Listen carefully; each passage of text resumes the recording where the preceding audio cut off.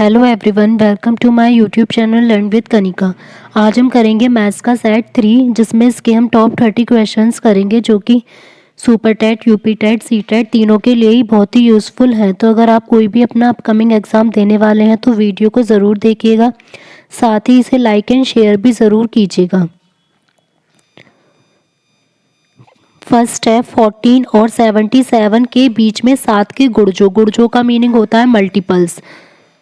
तो मल्टीपल्स हमें देखने हैं कि 14 और 77 के बीच में 7 के मल्टीपल्स की संख्या कितनी है। तो 14 से लेके 77 को छोड़कर, क्योंकि इनके बीच के देखने हैं, तो उसमें हम 7 का टेबल लिख लेंगे तो हमें पता चल जाएगा। तो 14 के बाद 7 3 ज़ा 21, फिर 28, 35, 42, 49 और 56, 63 और 70। तो ये टोटल हो जाएंगे हमारे 8 नंबर्स। तो हो जाएंगे यहाँ पर ऑप्शन सी 8। नेक्स्ट है 36 के गुणनखंडों की संख्या है। तो 36 के हमें फैक्टर्स देखने हैं कि कितने हैं। तो 36 का फैक्टर, हमेशा हर किसी नंबर का फैक्टर हमें 1 जरूर लेना है, इस वजह से गलत भी हो जाता है। अगर हम 1 छोड़ देंगे तो एक कम हो जाएगा। हमेशा 1 और वही नंबर ज़रूर होगा।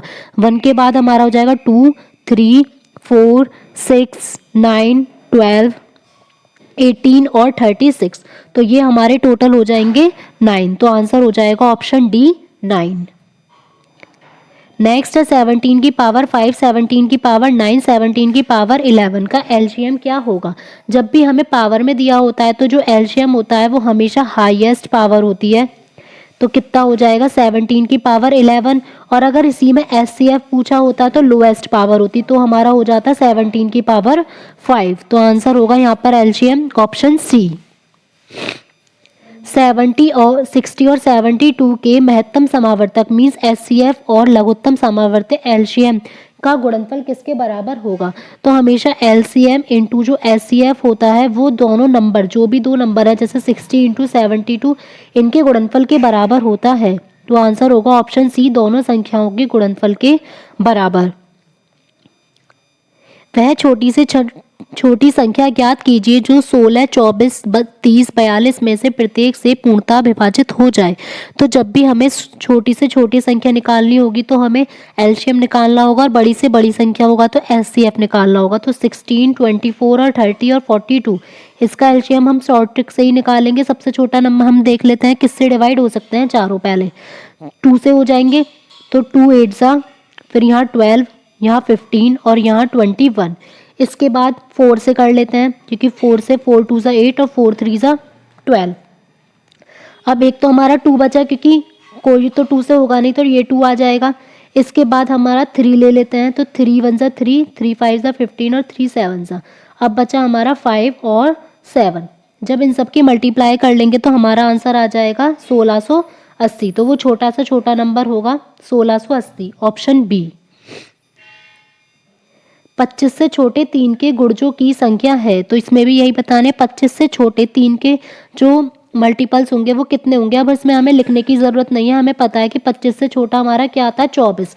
तो 3 से स्टार्ट होंगे 24 तक, तो हमें पता है 3 8 24 होते हैं। तो कितने हो जाएंगे टोटल मल्टीपल्स 8, ऑप्शन सी। प्रत्येक विषम संख्या का गुणनखंड है। तो अगर विषम संख्या कोई भी हो उसका गुणनखंड हमेशा 1 ज़रूर होगा। तो आंसर क्या हो जाएगा हमारा ऑप्शन बी। ऐसे ही सम संख्या होगी तो उसके 2 जरूर होगा, और 1 तो सबका होता ही होता है, लेकिन यहाँ केवल विषम संख्या का पूछा है। तो आंसर होगा option B. 2 whole 1/3 into 2 whole 1/7 into 1/15 किसके बराबर है। पहले हम इस मिक्स्ड फ्रैक्शन को इम्प्रॉपर में चेंज करेंगे। तो पहले मल्टीप्लाई करते हैं, 3 2 ज़ा 6 और 1 7/3। ऐसे ही 7 2 ज़ा 14 और 1 15/7 इंटू 1/15। 7 से 7 कट, 15 से 15। तो आंसर होगा ऑप्शन बी 1/3। 4 घंटियां क्रमशः 2, 5, 8, 10 के सेकंड के अंतराल पर बजती हैं। एक बार एक साथ बजकर वे कितनी देर बाद एक साथ बजेंगे। तो ये इंपॉर्टेंट है, इस टाइप का क्वेश्चन ज़रूर पूछा जाता है। जब भी हमसे ऐसा पूछा जाएगा कि वो एक साथ कब बजेंगी, तो हमें एलसीएम निकालना है। तो एलसीएम निकाल लेंगे 2, 5, 8 और 10 का। पहले 2 से कट कर लेते हैं, 2 1 ज़ा 2, 2 4 ज़ा 8 और 2 5 ज़ा 10। अब हमारा 4 अलग हो गया और 5 हो जाएगा। तो कितना हो जाएगा, 4 दूनी 8 पंजे 40, मतलब वो 40 सेकंड के बाद वापस एक साथ बजेंगी, ऑप्शन डी। वह बड़ी से बड़ी संख्या लिखिए जो 517 और 815 में भाग देने पर क्रमशः 13 और 17 शेष बचता है। तो जब भी इस टाइप से होगा, बड़ी से बड़ी संख्या निकालनी है तो हम पहले माइनस कर लेंगे। 517 में से 13 हटाएंगे तो कितना बचेगा, 514। और फिर 815 में से 17 घटा देंगे तो हमारा कितना बचेगा, 798। जब भी बड़े नंबर होंगे तो हम इजीली इसका एचसीएफ जो है हमेशा डिवाइड वाले रूल से निकालेंगे, जिससे कि इजी पड़े। तो ये एक बार जाएगा 514, ये 504 आएगा यहाँ पर। तो 504 हमारा ये माइनस करेंगे आएगा 294, फिर 504 को इससे डिवाइड करेंगे 1 बार जाएगा 294, हमारा बचेगा यहाँ पर 210। फिर 210 को 294 से डिवाइड करेंगे 1 बार जाएगा तो बचाएगा हमारा 84। 84 को अब फिर से 210 से डिवाइड करेंगे तो 2 बार जाएगा 168, बचेगा 42। अब 42 से पूरा डिविजिबल होगा 84, मीन्स जो इसका एचसीएफ है बड़ी से बड़ी संख्या वो क्या आएगी, ऑप्शन सी 42। वह संख्या जिसे 8, 12 और 15 से विभाजित करने पर प्रत्येक बार 3 शेष बचता है। तो हमें इसका पहले एलसीएम निकाल लेंगे। तो 8, 12 और 15, इसका एलसीएम निकालेंगे, 4 से चला जाएगा तो ये 4 दूनी 8, 4 तिया 12। अब यहाँ 2 बचा अलग और 3 से एक बार कटा और 5 बार, तो हमारा आ जाएगा 4 दूनी 8 और 8 तिया 24, पंचे 120। अब इसमें ये है यहाँ पर 3 शेष रहता है, तो जब भी हम एलसीएम वाला करते हैं तो उसमें प्लस करेंगे। तो 120 और 3 कितने हो जाएंगे, 123। तो आंसर होगा ऑप्शन सी। 4 की पावर 11 इंटू 7 की पावर 55 इंटू 11 की पावर 3 के अभाज्य गुणनखंड कुल कितने हैं। तो इसमें 7 भी हमारा प्राइम नंबर है और 11 भी, लेकिन 4 नहीं है। तो 4 को हम लिख सकते हैं 2 की पावर करके। तो 2 की पावर 2 अगर हमने लिखा और ऊपर 11, तो ये हो जाएगा 2 की पावर 22 इंटू 7 की पावर 5 इंटू 11 की पावर 3। तो इनको अब हम काउंट कर लेंगे। तो 25, 22 और 25, 22 और 5, 27 और 3 हो जाएंगे हमारे अभाज्य गुणनखंड 30, ऑप्शन बी। किसी एक धन में उसका 1/7 भाग जोड़ने पर योग 32 रुपये हो जाता है, तो वह धन क्या होगा। तो हमने ले लिया कि धन हमारा x है, तो x में अगर हम x/7 जोड़ देंगे तो वो 32 रुपये हो जाएगा। यहाँ एलसीएम लेकर आएगा 8x/7 इक्वल्स टू 32। 8 से कटेगा 4 टाइम्स, तो x की वैल्यू आ जाएगी 28 रुपीज़, ऑप्शन ए। किसी भिन्न का अंश व हर पूर्णांक हो, मतलब कोई भी इंटीजर है और अंश से हर बड़ा हो, मीन्स जो न्यूमिनेटर होता है नीचे डेनोमिनेटर, तो डेनोमिनेटर हमारा बड़ा है और न्यूमिनेटर छोटा है, तो उस भिन्न को क्या कहेंगे हम, सम भिन्न, मीन्स प्रॉपर फ्रैक्शन। और अगर न्यूमिनेटर बड़ा होगा तो हम कहेंगे उसे इम्प्रॉपर फ्रैक्शन। तो आंसर होगा ऑप्शन ए। 3 गिरजाघरों की घंटियां क्रमशः 10, 12 तथा 15 मिनट के अंतराल पर बजती हैं। यदि वे एक साथ प्रातः 8:30 बजे बजी तो अगली बार वह कब एक साथ बजेंगे। तो निकालेंगे पहले की तरह, पहले 10, 12 और 15 का एलसीएम। तो ये पहले कट जाएंगे हमारे, 5 से भी कट कर सकते हैं, तो 5 2 ज़ा 10, 5 3 ज़ा 15। अब 2 से कट कर लेंगे तो यहाँ आ जाएगा 6 और 3। अब ये डायरेक्ट 6 से हो जाएगा क्योंकि 3 और 2 दोनों इंक्लूड। तो 5 2 ज़ा 10 और 60, तो 60 मिनट का मतलब कितना होगा हमारा, 1 आवर।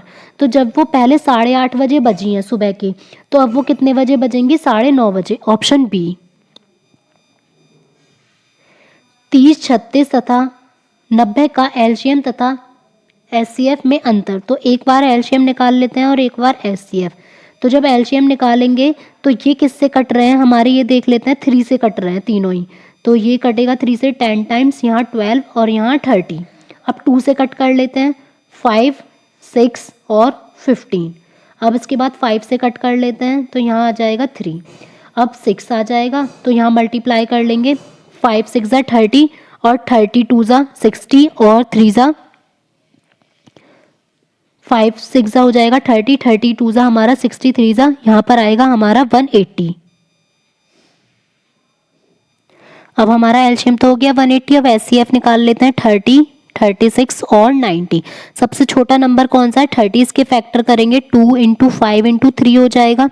अब ये हमारे नंबर्स 5 से तो तीनों डिविजिबल नहीं है, 2 से भी डिविजिबल है तीनों, 3 से भी। तो HCF हो जाएगा 6। अब इसका निकालना था अंतर। अब हमें यहाँ जोड़ना नहीं है क्योंकि 186 भी ऑप्शन है, माइनस करना है। तो 180 में से जब 6 माइनस करेंगे तो आंसर क्या हो जाएगा? Option D 174। नेक्स्ट है, गोविंद सिंह ने अपनी पूंजी का 1/4 भाग अपने लड़के को, 1/5 भाग अपनी पुत्री को, 1/3 भाग अपनी पत्नी को दे दिया। अब उसके पास उसकी पूंजी का कौन सा भाग शेष रह गया है? टोटल अगर हमारा 1 है तो उसमें से 1/4 हटाना, 1/3 हटाना और 1/5 हटाना है। एलसीएम क्या हो जाएगा? 4, 3 और 5 का 60। तो 60 माइनस 15 माइनस 12 माइनस 20।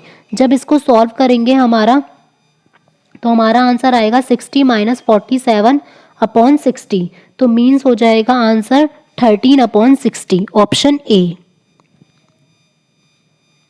यदि किसी राशि का 1/3 24 रुपये है तो उसका 1/4 क्या होगा? तो हमने राशि ले ली x है, तो x/3 बराबर तो 24 है, तो x की वैल्यू कितनी हो गई? 24/3।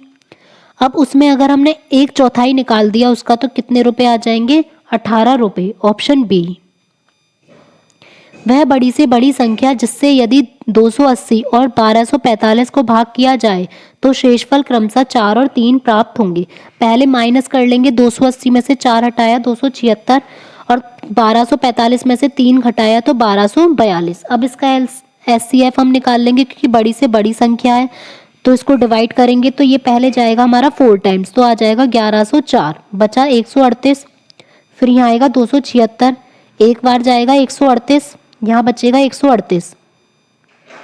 ये डायरेक्ट चला जाएगा हमारा 2 टाइम्स, 276। तो हमारा आंसर हो जाएगा 138, ऑप्शन ए। नेक्स्ट है, दो सह अभाज्य संख्याओं का मैसे। अब सह अभाज्य संख्याएं क्या होती हैं? हमारी को प्राइम नंबर। को प्राइम नंबर्स का मतलब ये नहीं होता कि केवल उसमें प्राइम नंबर ही आएंगे। को प्राइम नंबर्स का मतलब होता है कोई भी दो ऐसे नंबर जिनमें कोई भी कॉमन फैक्टर ना हो 1 के अलावा। जैसे कि अगर 16 और 25 है तो ये दोनों प्राइम नंबर्स तो नहीं है, लेकिन इन दोनों में कॉमन नहीं है कुछ भी, बस 1 के अलावा, तो वो होंगे हमारे को प्राइम नंबर्स। तो उनका जो एचसीएफ है वो हमेशा 1 ही होता है क्योंकि उनमें कुछ और कॉमन ही नहीं होगा। तो आंसर होगा ऑप्शन ए 1। वह छोटी से छोटी संख्या ज्ञात कीजिए जिसे 35, 45 और 55 से भाग देने पर 17, 27 और 37 बचे। अब पहले हम इसमें से जब माइनस करेंगे, 35 में से 17 माइनस करेंगे तो 18 आएगा। फिर 45 में से 27 माइनस करेंगे तो भी 18 आएगा। 55 में से 37 माइनस करेंगे तो भी 18 आएगा। तो तीनों का सेम आया है हमारा 18। अब पहले हम छोटी से छोटी संख्या है तो एलसीएम निकाल लेते हैं 35, 55 और 55, 35, 45 और 55 का। तो ये तीनों 5 से कटेंगे, 5 सत्ते 5 निम और 5 11। अब हमारी तीनों ही मल्टीप्लाई हो जाएगी तो आंसर क्या होगा हमारा 3465। अब उसमें से हमें 18 हटा देना है क्योंकि तीनों में ही 18 सेम हमारा आ रहा है, तो आ जाएगा आंसर 3447, ऑप्शन ए। नेक्स्ट है, प्रथम 51 प्राकृतिक सम संख्याओं का औसत है। तो ये कल हमने शॉर्ट ट्रिक करी थी कि हमें कितने भी अगर शुरू के नेचुरल नंबर्स, सम इवन नंबर्स का औसत पूछा जाए तो कैसे हमें फॉर्मूला लगाना है। 51 है तो 51 + 1 मीन्स कितना हो जाएगा? डायरेक्ट 52। तो इसमें ऑप्शन में है ही नहीं, तो आंसर होगा ऑप्शन डी, इनमें से कोई नहीं। नेक्स्ट है, 75 तक की प्राकृतिक सम संख्याओं का औसत। अब इसमें ये नहीं दे रखा हमें कितनी है, 75 तक दे रखा है। तो 75 तक में जो आएगी वो हमारी लास्ट 2 से लेके 74 तक आएगी। तो 2 से 74 तक कितनी सम संख्याएं होंगी? हमेशा आधी होती हैं, तो कितनी हो जाएंगी हमारी? 37। अब उसमें हमें 1 प्लस करके कितना आ जाएगा हमारा आंसर? 38, option C. किसी खिलौने को 450 रुपये में बेचने पर हुआ लाभ 320 में बेचने पर हुई हानि से 20 अधिक है, तो खिलौने का क्रय मूल्य क्या होगा? हमने क्रय मूल्य ले लिया, हमारा x है। तो पहले तो लाभ हुआ है, तो लाभ में क्या होगा? SP minus CP। CP हमने क्योंकि x लिया है। अब उसमें से दे रखा है कि 30 से अधिक है, तो माइनस करके अब हानि में क्या हो जाएगा? x माइनस 320 बराबर 30 रुपये।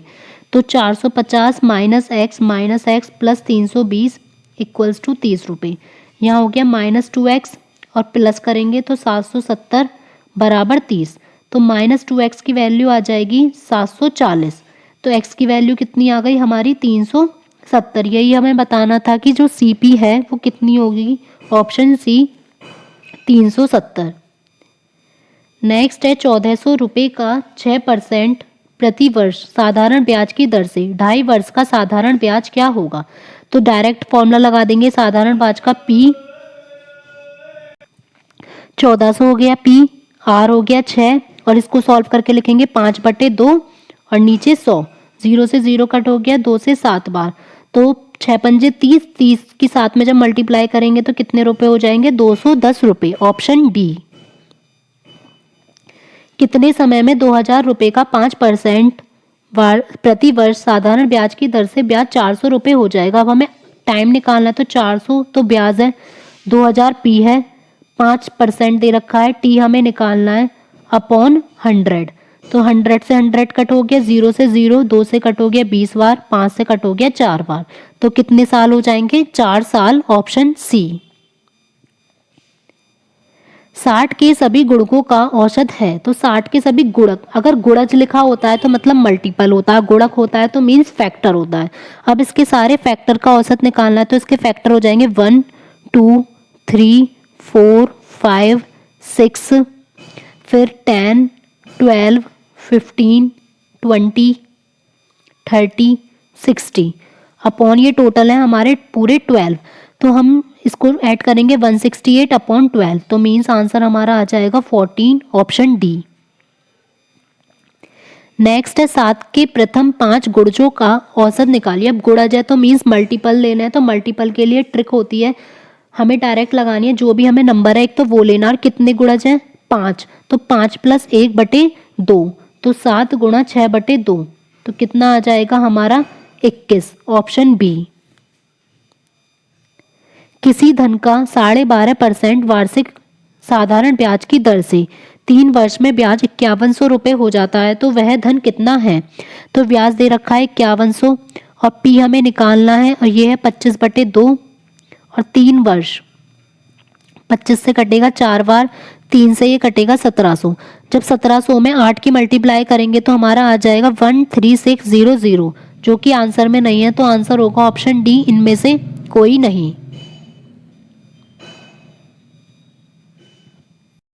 अगर आपको क्लास अच्छी लगी हो तो वीडियो को लाइक एंड शेयर ज़रूर करें, और साथ ही चैनल पर अगर नए हैं तो चैनल को सब्सक्राइब करना ना भूलें। साथ ही आप बेल आइकन प्रेस कर सकते हैं ताकि आपको वीडियो का नोटिफिकेशन अपलोड होते ही मिल जाए, और कमेंट बॉक्स में ज़रूर शेयर करें कि आपको क्लास कैसी लगी और आपका स्कोर कैसा रहा। Thank you.